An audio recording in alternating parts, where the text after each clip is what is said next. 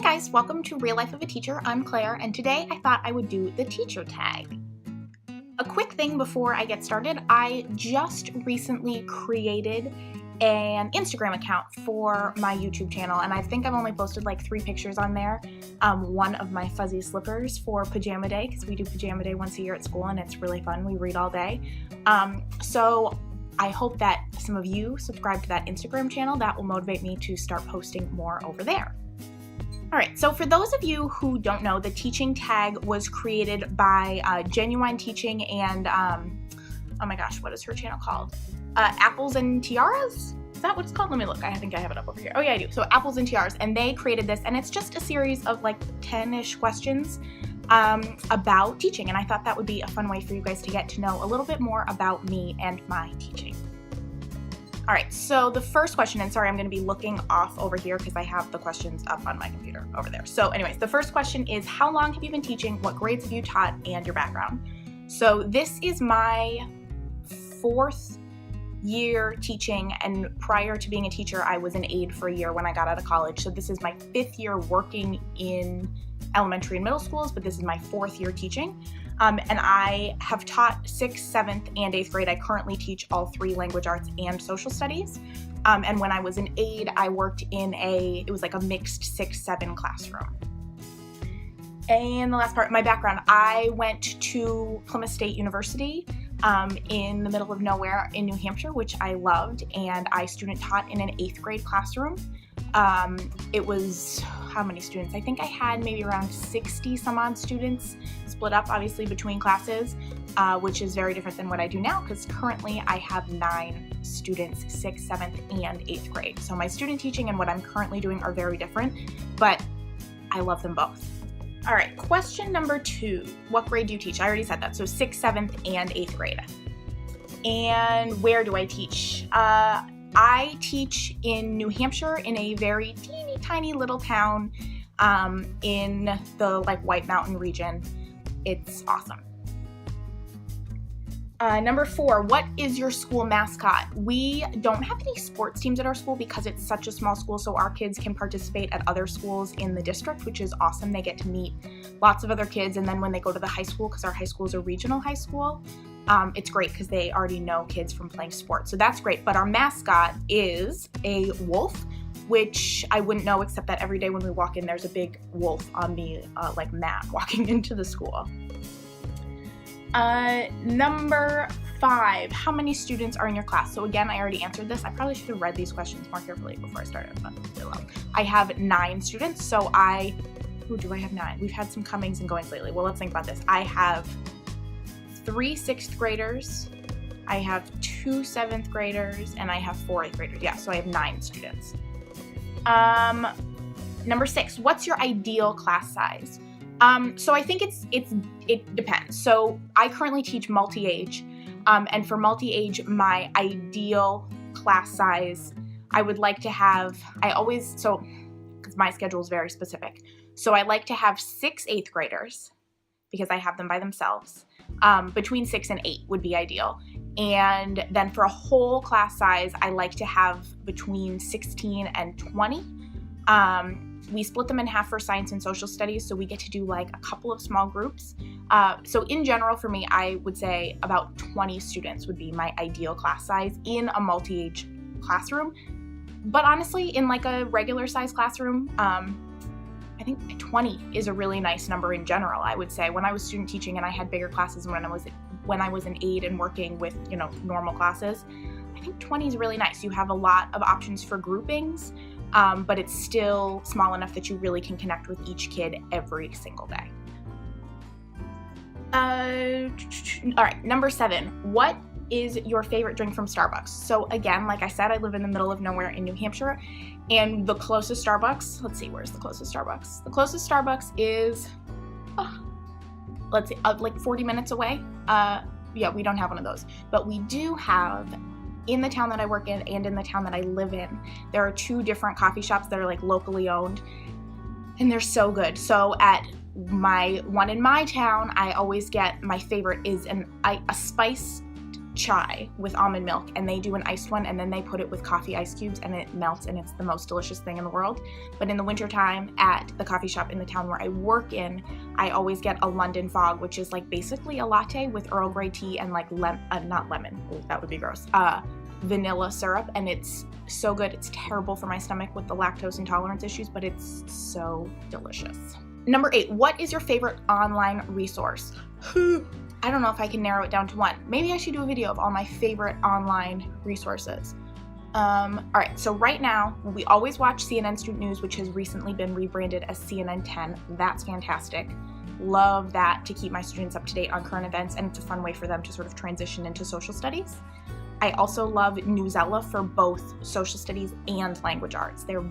They have just fantastic. So many resources. Our whole district this year got the Newsella Pro, and I haven't used the Pro stuff as much as I want to. It's one of my goals for next year is to like really try and incorporate more of the online stuff because I haven't done a great job with that. I've been printing a lot of articles, but a fantastic resource.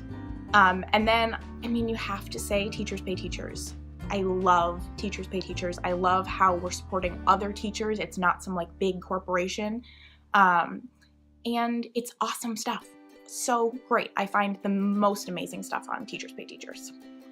All right, number 9, describe your perfect classroom. So I have pretty close to my perfect classroom right now for multi-age. I think for a bigger class, and that's not multi-age, I think I would want really different things. But for my current thinking, so I have a U-shaped table in the front that fits. Currently, I have 6 chairs there because that's my biggest class, but I have had it with 8 before, and I've had it with 10 before, actually. So I have a U in the front of my room where we are right in front of the whiteboard and the projector where we do like our whole group lessons. And then I have a carrel off to the side for kids who are testing, and I have a back table that's like a conference table. It's where we have our staff meetings. It's very like official feeling. The kids like that. And we can do book discussions or any kind of discussions over there. And I have another table that just is a place for kids to sit if they want to sort of be away from things but not be in a carrel. I have squishy like office chairs that were donated by a parent that are amazing. I have the yoga balls, I have the wobble stools, so I've got a variety of options for the kids to sit on. I have lots of bookshelves in my classroom. And the one thing that I'd like to add, the thing that would make it like my dream classroom, is I want to get a rug and some pillows and like some like camp chairs. I teach middle school, but my students are like sort of envious of the K2 classroom where they have their little camp chairs and they can sit on the floor and stuff. So I'd like to add that. I have one open space in my classroom where it would be perfect to put that stuff in, so I'm hoping to budget for that this year. Number 10, what is your favorite part about teaching? I don't know what my favorite one part is. The thing about teaching is it's the only job I've ever had where I don't wake up in the morning and go, ugh, I don't want to go to work today. There are mornings I don't want to wake up. There are mornings I don't want to get out of bed, but it's never, ugh, I don't want to go to work today. And I think it's because I feel like I have a lot of independence, right? I'm in charge of my classroom, I'm running my classroom, and I'm really lucky to be in a school where I am valued and trusted to implement what I see as best for my students. So I have a lot of freedom, and there's a lot of collaboration that happens between all of the teachers. Even though we all teach really different things, we really collaborate. So I love that collaboration part. I love that part of just independence and running my own classroom. And I am an extrovert. I like to talk a lot. I like to work with other people. And I love working with students and seeing their successes. They feel like my successes, and it's just that great community. I think the community of schools is what I like best.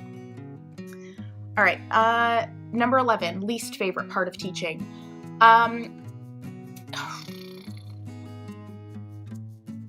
So I think this is probably a really common answer. But like meetings and organizing data. I know that both are incredibly important, like IEP meetings, 504 meetings, staff meetings, all of those things are so important. We talk about, they're really important things. But sometimes they go on for so long and it's just not that much fun, even though I see the importance of it. And then with data, I collect a lot of data, and having to organize it is a real pain. I really like the data that we collect. I really like that how I'm able to use it, how our whole school values really looking at that information and basing our teaching off of what our students are showing us in their work. But sometimes the organization of it, even with so few students, is a real pain in the butt. All right, and then the last question is, what advice would you give to a beginning teacher or someone who wants to be a teacher?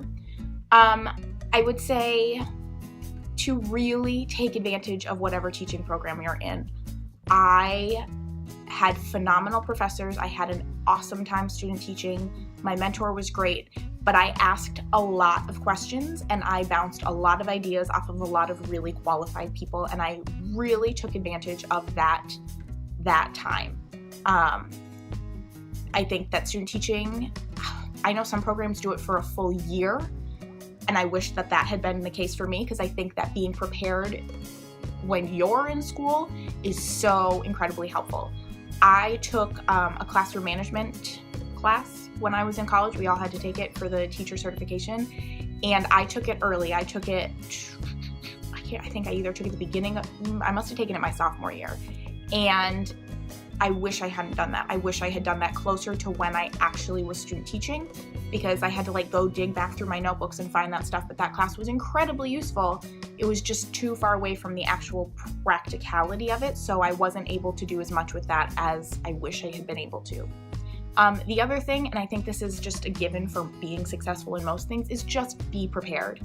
Be prepared and ask questions. If you're not prepared for your lesson, it's going to potentially go really badly. And if you have a plan and if you've thought it through, things are going to go much better for you and for your students. And it can take a lot of time at first to do all of your planning. I am just now starting to reteach things I've taught before because of the way our curriculum works at my school. And even now, it's still taking me a lot of time. But when I get into my classroom and I'm doing that work, I feel really confident with it, and I know that my students are being successful because of my planning. So planning and asking questions and taking advantage of student teaching. That's a lot of things. All right, and that was the teaching tag. So I hope that you feel like you got to know me a little bit better in my teaching. If you have any other questions about my teaching that you'd like me to answer, put them in the comments below and I would love to answer them. If you like this video, give it a thumbs up. If you want to see more things like this, please subscribe and hop over to my Instagram, which I will link down below, to see what I'm posting over there.